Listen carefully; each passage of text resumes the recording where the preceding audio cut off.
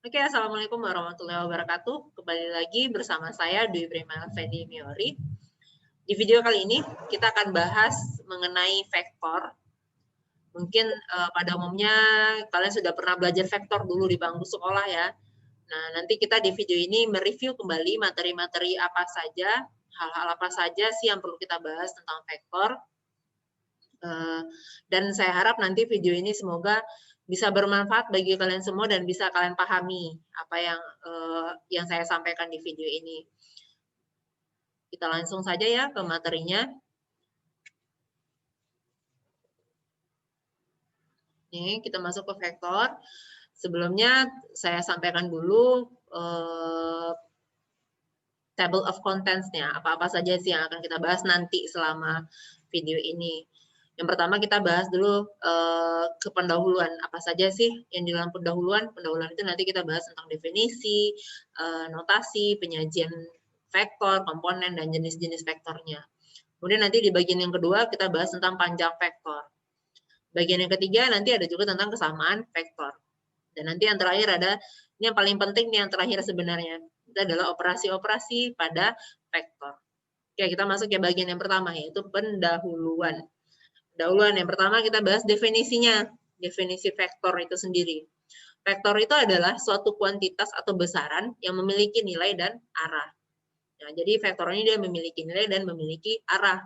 Bedanya vektor dengan skalar apa? Kalau skalar itu hanya memiliki nilai, tapi dia tidak memiliki arah. Sedangkan vektor memiliki keduanya.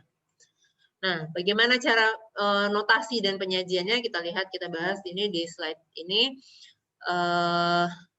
Vektor itu biasanya kalau digambarkan dalam bentuk anak panah, ya, di mana nanti di anak panah itu ada dua titik, ada titik ujung dan titik akhir. Di mana yang titik ujungnya ini kalau kalian lihat anak panah yang ini nih, titik ujungnya nah, nih kita punya titik ujung, titik awalnya itu adalah berarti titik di mana vektor itu dimulai, garisnya yang anak panahnya dimulai, ini dia yang A, dan nanti titik akhir itu berarti di mana anak panah itu berakhir, titik akhir dari si vektor itu tersebut. Berarti ini dari anak panah ini kita melihat adalah vektornya garis berarah dari A ke B. Di mana arah anak panah itu sendiri kita sebut sebagai arah vektor, panjang anak panah itu kita sebut sebagai panjang vektor. Nah, vektor ini biasanya berada di dimensi 2 atau dimensi 3. Bedanya nanti adalah jumlah komponennya. Kalau dimensi 2, vektor itu memiliki 2 komponen, kalau dimensi 3 dia memiliki 3 komponen. Selanjutnya, bagaimana notasinya? Kalau tadi kan kita baru melihat di penggambarannya secara geometrik ya. Kalau dinyatakan secara geometrik, secara grafisnya. Nah, kalau notasinya bagaimana? Notasi vektor itu sendiri biasanya ditulis dalam bentuk huruf kecil. Kalau matriks kan biasanya dalam huruf kapital. Nah, kalau vektor dinyatakan dalam huruf kecil. Tapi dia biasanya diberi topi, diberi garis di atasnya, atau dia ditulis tebal seperti ini. Tapi karena ditulis tebal ini kan biasanya agak susah membedakannya dia ditulis tebal apa tidak. Ya, makanya lebih gampangnya kita tulislah dengan menggunakan topi yang seperti ini ya. Nah, di sini misalkan jika U menyatakan ruas garis berarah dari A ke B, seperti yang ini, seperti panah ini tadi yang udah kita bahas di awal, maka kita bisa tulis U itu adalah menjadi seperti ini, U sama dengan AB, dengan ada topi di atasnya. AB, itu maksudnya adalah vektor. Nah, penyajiannya bagaimana? Vektor itu bisa kita nyatakan dalam 3 bentuk. Yang pertama ada matriks kolom, jadi vektor bisa dinyatakan dalam bentuk matriks kolom. Yang kedua dalam bentuk pasangan bilangan. Yang ketiga adalah kombinasi satuan I, J, dan K. Dalam bentuk matriks kolom, berarti kita menuliskannya ya dalam bentuk matriks, tapi hanya satu kolom ya. Di mana nanti, ya maaf ya terlalu banyak background di sini. Dimana kalau untuk yang dimensi 2, misalkan di sini vektornya vektor U, komponennya ada A dan B, kemudian vektor V, komponennya ada P, Q, R. Kalau yang V ini dimensi 3. Vektor U kalau dinyatakan dalam bentuk matriks kolom, jadi seperti ini dia. Jadi hanya dalam bentuk kolom, satu kolom ya, kalau matriks kolom. kemudian vektor P menjadi seperti ini, PQR, bawah semuanya. Kemudian yang kedua, vektor kita nyatakan dalam bentuk pasangan bilangan. Pasangan bilangan menjadi seperti ini dia. A, B, kalau yang V jadi P, Q, R. Jangan lupa tulis komanya. Kenapa? Kalau tidak ada komanya berarti dia menjadi matriks baris. Matriks dia jadinya. Tapi kalau vektor itu sendiri tidak bisa kita nyatakan dalam bentuk matriks baris. Dia hanya bisa dinyatakan dalam bentuk matriks kolom. Kemudian yang ketiga, matriks vektor itu bisa kita nyatakan dalam bentuk kombinasi satuan I, J, dan K.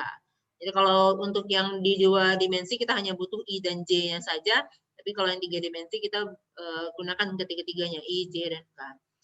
Mana kalau untuk yang U berarti ini dia AI tambah BJ, kalau untuk yang P ini dia PI tambah QJ ditambah RK. Jadi kalau nanti U-nya, komponen U-nya dalam bentuk angka, berarti tinggal ganti A dan B-nya dalam bentuk angka. Misalkan 2I ditambah 3J, misalkan. Jadi seperti itu. I, J, dan K-nya ini nanti tetap nilainya. Tetap dalam bentuk I, J, dan K kita menuliskannya. Jadi ada 3 hal ini ya, ada 3 hal ini bentuk penyajian vektornya. Jadi kalau dinyatakan dalam bentuk yang berbeda-beda jangan bingung. Yang penting selama ada dalam bentuk yang 3 ini. Jadi maksudnya itu masih dalam vektor. Next, komponen vektor. Komponen vektor ini jika diberikan suatu vektor yang diberikan hanya titik-titik ujungnya. Misalkan di sini ada komponen vektor untuk yang dimensi 2, bisa dilihat dari gambar ada titik P1 dan titik P2. Nah, bagaimana cara kita memperoleh komponen si U-nya, komponen vektor U-nya? Misalkan titik P1 titiknya adalah X1, Y1, kemudian P2 titiknya adalah X2, Y2. Maka vektor U-nya kita peroleh dengan cara selisih mengurangkan titik di P2 dengan titik yang ada di P1. Berarti X2 dikurang dengan X1, X2 kita kurang dengan X1, kemudian yang Y2 kita kurangkan dengan Y1. Nah, dari situ kita perolehlah komponen dari si U. Dengan cara yang sama untuk vektor dimensi 3. Dimensi 3 berarti komponennya ada 3. Misalkan diberikan titik P, ini dia titik P1 ya. Titik P2 ini dia, berarti tinggal selisihkanlah masing-masing titiknya. X2 dikurang X1, Y2 dikurang Y1, kemudian Z2 dikurang Z1. Itu untuk memperoleh komponen dari vektor jika yang diketahui hanya titik-titik ujungnya. Kemudian jenis-jenis vektor. Ini ada beberapa jenis vektor yang perlu kita ketahui. Yang pertama ada vektor posisi. Vektor posisi itu adalah vektor yang titik awalnya adalah 0. Jadi kalau misalkan dia di dimensi 2 berarti titik awalnya adalah 0,0. Kalau dia di dimensi 3 berarti titik awalnya adalah 0,0,0. Itu yang disebut sebagai vektor posisi. Itu titik awalnya ya 0,0,0 bukan komponennya. Kemudian vektor satuan. Vektor satuan ini adalah vektor yang memiliki panjang atau normnya adalah 1. Jadi untuk panjang ini kita bahas di bagian yang berikut ya, di next topic, di next slide ya. Yang ketiga jenis vektornya adalah vektor 0. Vektor 0 ini adalah vektor yang memiliki panjang atau normnya adalah 0. Dan arahnya adalah ke segala arah. Nah, dengan catatan di sini kalau diberitahu di sini panjangnya adalah 0, berarti secara tidak langsung komponen dari vektor ini semuanya adalah nilainya 0. Nah, vektor 0 ini juga disebut sebagai elemen identitas pada operasi penjumlahan dua buah vektor. Kenapa? Karena misalkan ada suatu vektor, misalkan vektor U ya, vektor U ditambah dengan vektor 0 ini hasilnya tetap vektor U itu sendiri. Makanya dia dikatakan vektor 0 ini dikatakan sebagai vektor identitas terhadap penjumlahan dua buah vektor. Nah, ini juga sedikit tentang dua buah vektor yang berlawanan arah. Misalkan ada dua buah vektor, ada vektor U, ada vektor min U. Di mana vektor U dan vektor min U ini sebenarnya adalah dua buah vektor yang memiliki panjang yang sama, tapi dia memiliki arah yang berbeda. Jadi nanti kalau misalkan diberikan dua buah vektor tapi tidak diberikan gambarnya, bagaimana cara kita mengetahui arahnya berlawanan? Ya udah berarti dari tandanya, lihat aja tandanya. Kalau dia negatif salah satunya berarti dia arahnya berlawanan. Seperti ini nih U, yang ini min U lawannya. Ya anggap aja nih dua vektor ini sama panjangnya ya. Ya, kita masuk ke topik yang kedua tentang panjang vektor. Tadi kan udah disinggung sedikit tentang panjang vektor, tapi kita belum tahu bagaimana cara mengetahui atau memperoleh panjang vektor itu sendiri. Ini dia panjang vektor. Untuk yang dua dimensi, misalkan vektor U-nya adalah A dan B, maka panjang vektornya, notasinya ini ya, seperti tanda mutlak tapi ada dua garis. Dari norm atau panjang vektor dari U itu sendiri adalah akar dari A kuadrat ditambah B kuadrat. Atau yang kalau kita perumum, panjang vektor itu adalah akar dari jumlah kuadrat komponen-komponennya.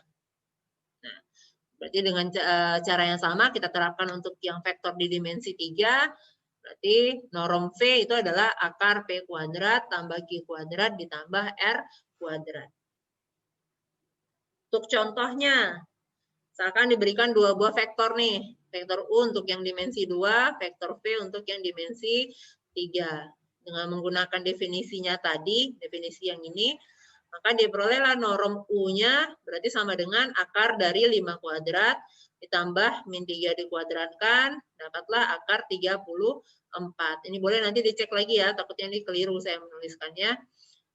Kemudian untuk yang norm V, berarti adalah akar dari 2 kuadrat tambah min 1 kuadrat ditambah 6 kuadrat. Dapatnya adalah akar 41. Ada contoh kedua, kalau yang pertama tadi kita menentukan panjang atau norm dari masing-masing vektornya. Kalau di contoh yang kedua, yang kita tentukan bukan panjangnya, tapi menentukan komponen dari salah satu vektornya. Misalkan diberikan dua buah vektor, ada vektor U dan vektor V. Vektor U komponennya adalah min 3 dan 1.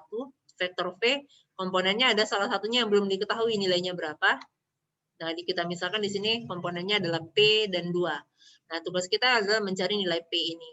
Tapi di soal diberitahu, yang diketahui di sini adalah komponen U, kemudian komponen V di sini ini, kemudian ada satu lagi diketahui bahwa norm U itu sama dengan norm V.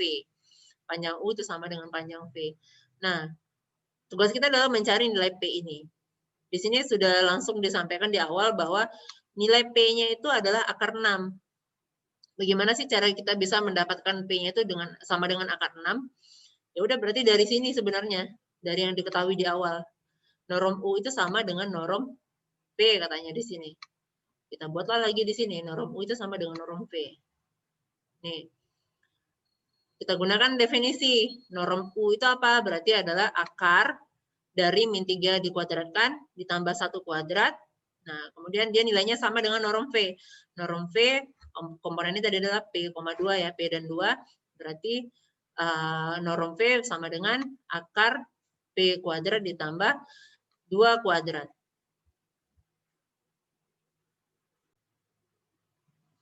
Oke, sudah dapat yang ini, kita selesaikan. Akar dari min 3 kuadrat tambah 1 kuadrat itu adalah akar 10. Kemudian yang di atas ini karena P-nya belum diketahui berarti masih P kuadrat. Kemudian 2 kuadrat jadi 4. Ini karena kedua ruas sama-sama akar, berarti bisa kita kuadratkan kedua ruas ya. Ini kuadrat, yang ini juga kuadrat. Maka setelah kita kuadratkan kedua ruas, diperolehlah ini akarnya hilangnya. Akarnya hilang, maka dia menjadi 10 sama dengan P kuadrat ditambah 4. Dengan menyelesaikan yang ini, dapatlah P kuadratnya sama dengan 6.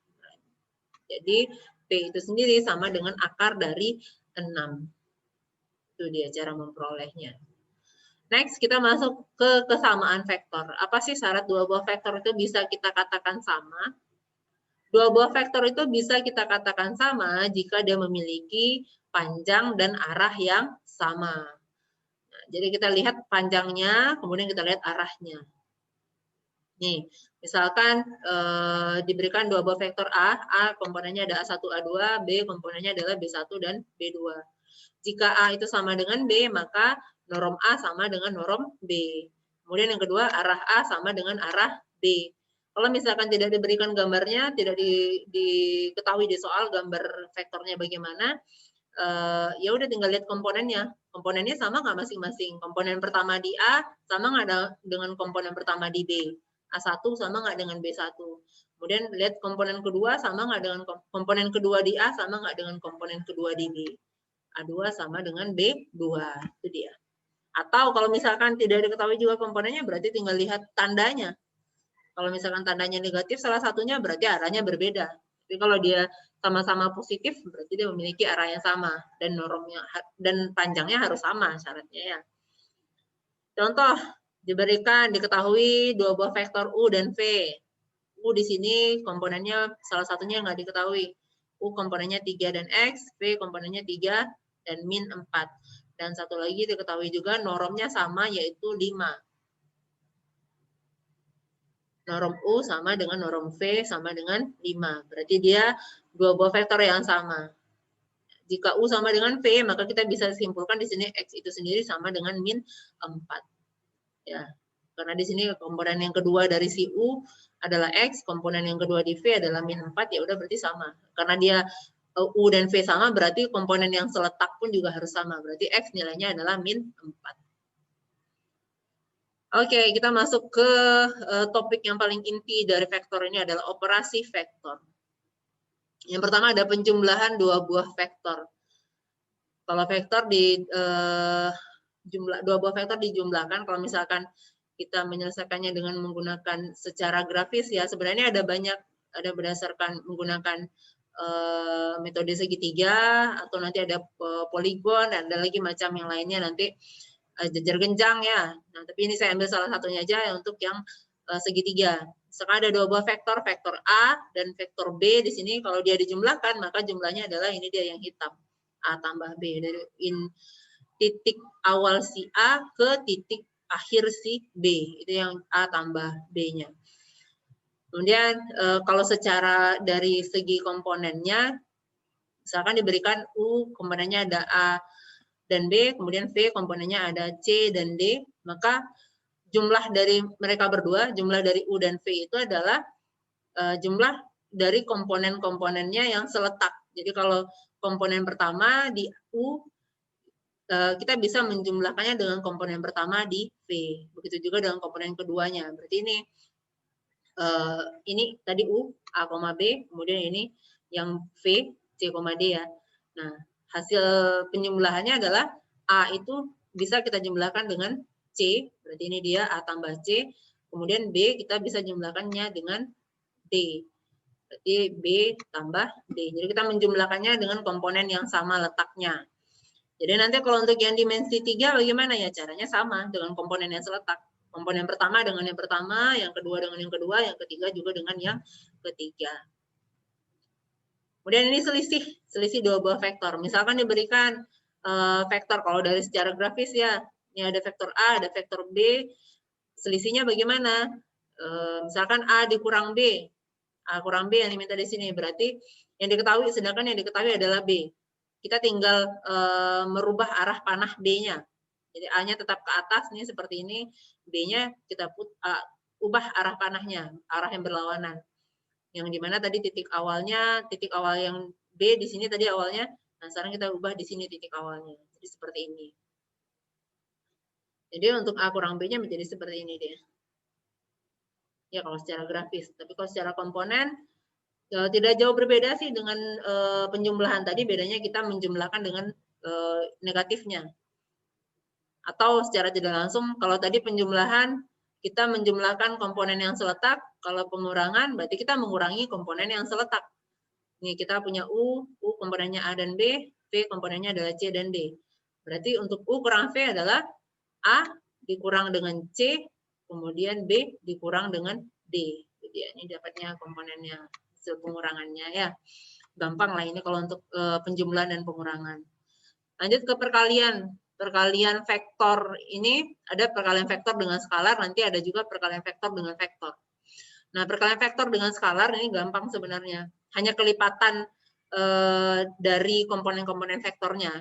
Misalkan diberikan ada dua vektor, Ini saya kasih contohnya ada 2, tapi saya jelaskan di sini hanya 1 ya. Oke, diberikan 2 buah vektor, maaf.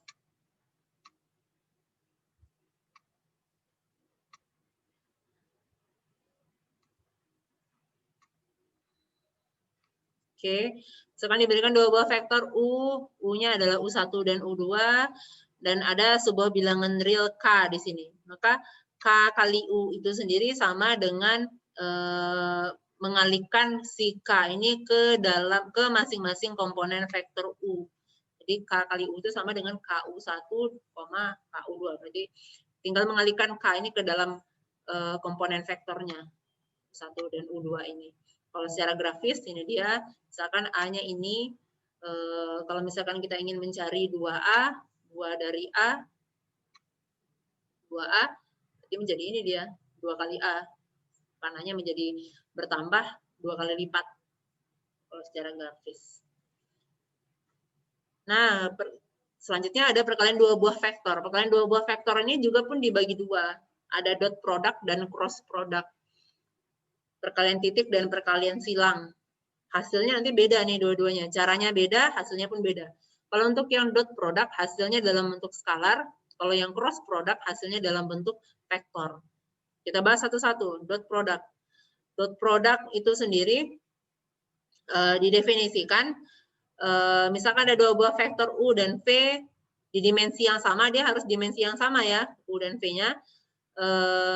Dot produknya itu adalah ini, notasinya nih ya, titik ya, perkalian titik U dot V.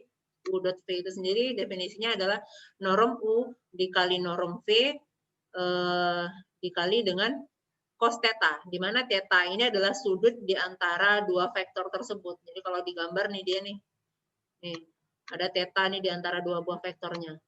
Ini tetanya. Ada theta di antara 2 buah vektornya. Jadi U dot V itu adalah definisinya norm U dikali norm V dikali dengan cos theta.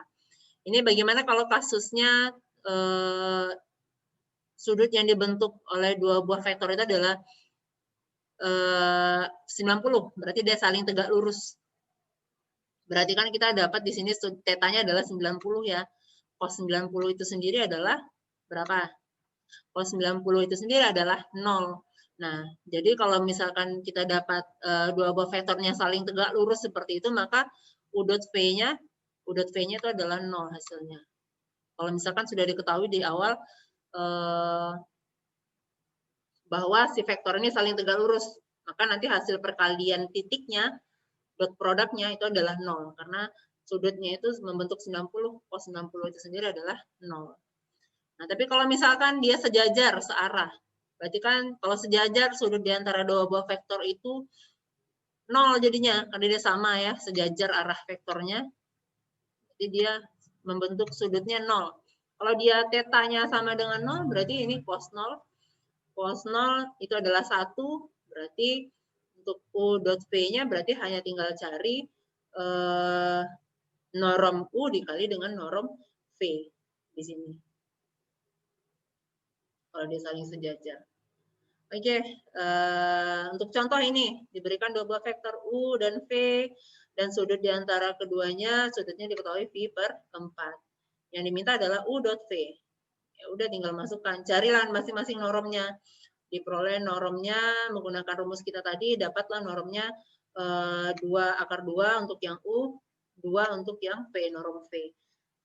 Kita masukkan ke dalam rumus definisi dot produknya, jadi dia norm U dikali norm V dikali cos theta, norm U udah dapat tadi 2 akar 2, norm V itu adalah 2, kemudian cos theta berarti cos V per 4 ya, cos V per 4 berapa? Silakan dicari, nanti dapatlah hasilnya itu sama dengan 4. Ini kalau misalkan sudutnya diketahui. Nah, bagaimana kalau misalkan sudutnya tidak diketahui? Jadi ada satu alternatif lagi, diberikan cara menentukan dot produknya. Jadi ini kalau tadi kita bahasnya di 2 dimensi 2, ini saya perumum lagi untuk yang dimensi 3. Ini berlaku ya untuk 2 dimensi 2 dari dimensi 3. Jadi saya perumum aja. Misalkan ada dua buah vektor, U-nya ini, kemudian V-nya ini, maka dengan menggunakan aturan kosinus pada segitiga, norm U kali norm V dikali dengan cos alfa, tadi kita gunakan theta ya, maaf ya, nggak konsisten ini di sini. Nah, norm U dikali norm V dikali cos theta, dia itu sama dengan U1 kali V1 ditambah U2 kali V2 ditambah U3 dikali V3. Nah, ini berarti bisa kita simpulkan, sedangkan yang ini tadi yang di kiri ini adalah definisi dari U dot V. Jadi kita bisa simpulkan U dot V itu sendiri sama dengan ini. Ini gampangnya adalah sebenarnya apa? Perkalian dari masing-masing komponen kedua vektor itu yang sama letaknya. Jadi U1 kita kali dengan V1 ditambah dengan U2 dikali dengan V2, kemudian U3 dikali dengan V3 ditambah semuanya.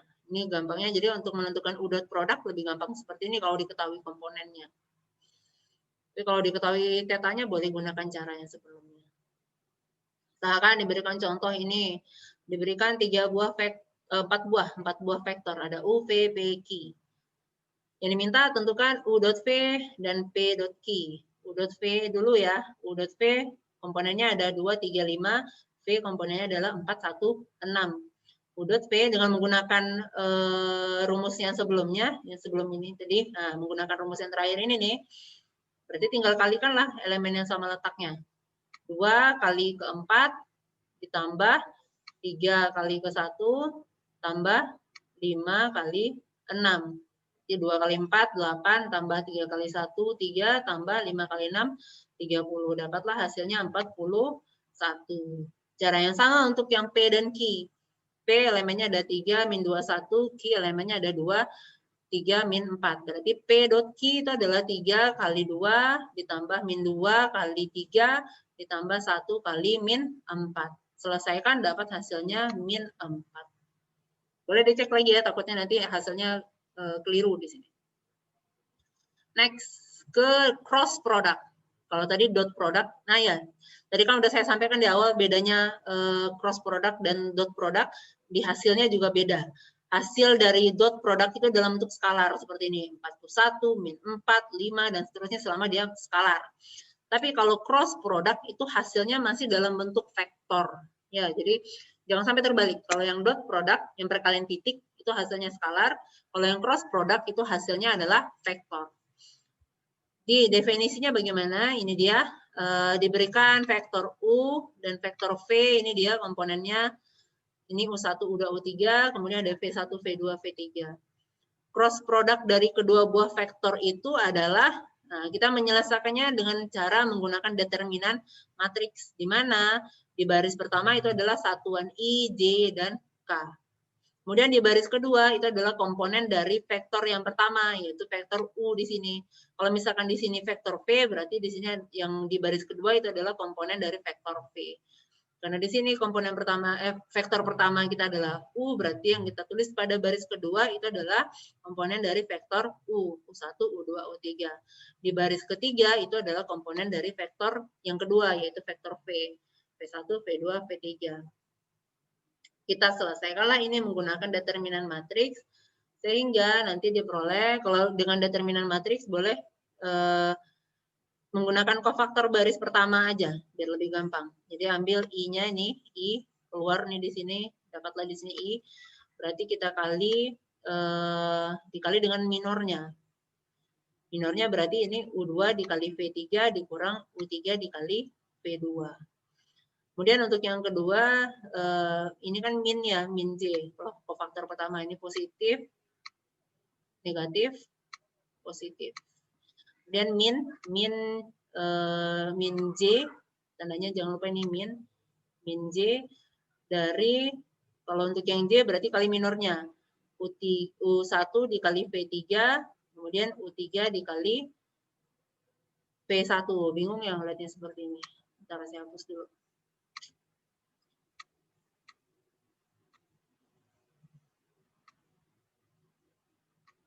Oke, kalau untuk yang J berarti U3 kali U1 kali V3 dikurang U3 kali V1 untuk yang J.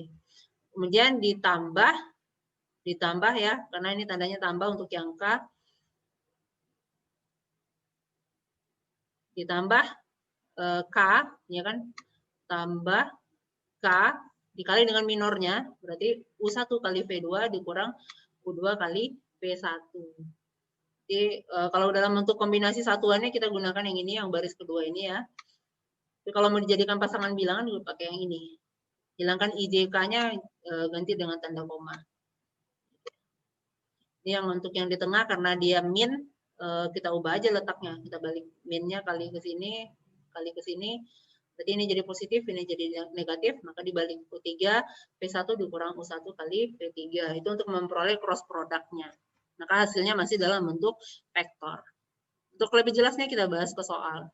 Diberikan dua buah vektor, vektor U dan V. Yang diminta adalah U cross V dan V cross U. Kita lihat sama nggak nanti hasilnya U cross V dan V cross U. U cross V berarti baris pertama itu tetap satuan IJK, kemudian baris kedua itu adalah komponen dari vektor U. Komponen vektor U adalah 1, 2, min 1. Komponen vektor V adalah min 2, 3, 1. Selesaikan ini dengan cross product dengan cara selesaikan cross product ini dengan menggunakan metode kofaktor ya, determinan matriks dengan menggunakan metode kofaktor baris pertama, dapatlah nanti hasilnya 5, 1, 7. Nah, kemudian untuk yang V cross U berarti determinan matriks di mana baris pertamanya adalah tetap satuan IJK, dan baris keduanya adalah komponen dari vektor V, min 2, 3, 1. Kemudian yang ketiga adalah komponen dari vektor U, 1, 2, min 1. Kita selesaikan ini dengan menggunakan kofaktor baris pertama, dapatlah nanti hasilnya min 5, min 1, min 7. Ternyata hasilnya berbeda ya, negatifnya ini jadinya. U cross V beda dengan V cross U, saling negatif mereka. Oke, ini sedikit ada tambahan tentang proyeksi ortogonal. Ini sebenarnya lebih ke dot product tadi ya. Jadi misalkan didefinisikan di sini proyeksi ortogonal itu. Proyeksi ortogonal U terhadap V itu adalah definisinya ini U dot V sama dengan norm V dikuadratkan dikali dengan V. Jadi nanti tinggal substitusi ke sini. Lihat dia ortogonal terhadap siapa. Kalau misalkan yang ortogonal V terhadap U berarti sebaliknya.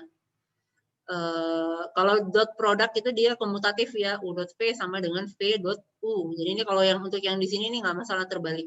Tapi untuk yang di bawah jangan sampai salah. Kalau dia proyeksi ortogonal V terhadap U, kalau misalkan proyeksi ortogonal V terhadap U, berarti yang di bawah itu adalah, yang ini di bawah berarti adalah U, kemudian yang dikali di sini adalah U. Kemudian ada komponen U yang ortogonal terhadap V.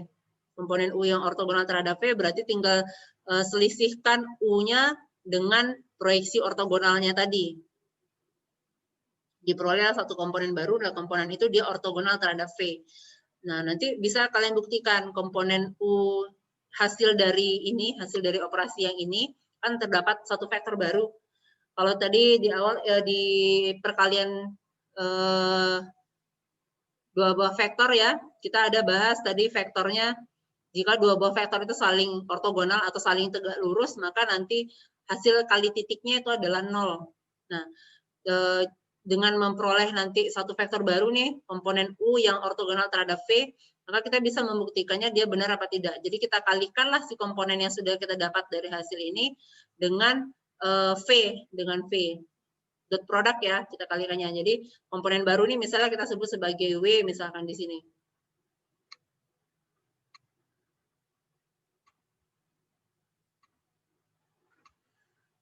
Oke. Misalkan W ini maksud W ini adalah komponen U yang ortogonal terhadap V. Nah, nanti karena dia ortogonal terhadap V, maka W dot V itu sendiri hasilnya adalah 0. Oke, untuk lebih bahasnya kita bahas contoh. Diberikan dua buah vektor U dan V ini, dan yang diminta adalah proyeksi ortogonalnya dan komponen U yang ortogonal terhadap V.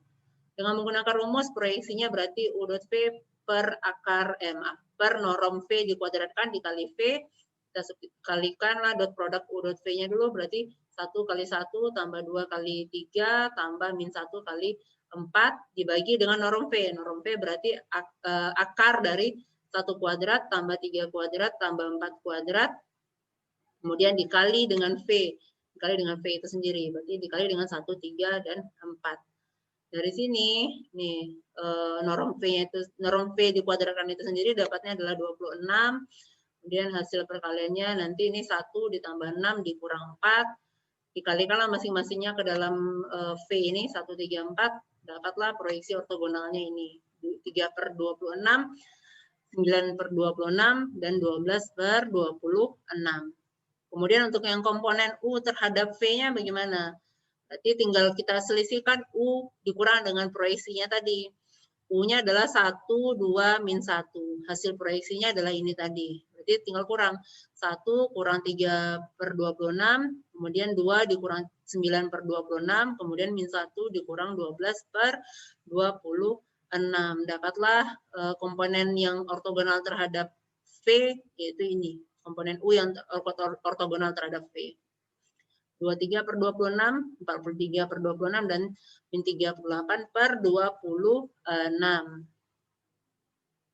Oke, saya rasa hanya itu sih yang perlu disampaikan ya untuk vektor ini. Mungkin terlalu panjang pun nanti kalian pusing jadinya. Intinya adalah, intinya mungkin sudah tersampaikan di video ini, hal-hal yang perlu dipahami untuk topik vektor. Mungkin nanti kalau misalkan ada yang keliru yang saya sampaikan di sini, boleh nanti kalian komentari nanti di kolom komentar kalau misalkan ada yang salah atau mungkin ada yang kurang, Ibu kenapa nggak menjelaskan yang ini, mungkin bisa kalian tulis di kolom komentar ya. Di sini ada quote sedikit ya, katanya di sini making mistake is better than faking perfection. Maksudnya adalah kita boleh, lebih baik sih kita melakukan kesalahan daripada kita berpura-pura perfect, berpura-pura mengerti tentang segala hal, tapi sebenarnya kita nggak tahu, tapi sebenarnya kita nggak paham apa-apa. Jadi mending kita melakukan kesalahan terlebih dahulu, dari kesalahan itu kita bisa memperbaikinya, jadi kita lebih baik dari sebelumnya, dan pun kita mungkin wawasan kita pun jadi lebih bertambah. Jadi daripada kita berpura-pura kita perfect, berpura-pura kita tahu, ya mending lebih baik kita mencoba, kemudian nggak masalah kita melakukan kesalahan, tapi kita setelah kita melakukan kesalahan kita evaluasi, kita perbaiki. Nah itu mungkin lebih baik daripada kita berpura-pura. Inilah quotes untuk kali ini. Tempat-tempatnya ya saya menyelipkan quotes di sini. Oke, saya rasa cukup ya untuk topik vektor ini. Semoga bisa dipahami. Kalaupun misalkan ada yang kurang jelas, mungkin bisa dikomentari nanti ya. Oke, untuk sekarang saya ucapkan terima kasih. Kita cukupkan sampai di sini. Kita ucapkan alhamdulillahirabbil alamin. Kita akhiri. Assalamualaikum warahmatullahi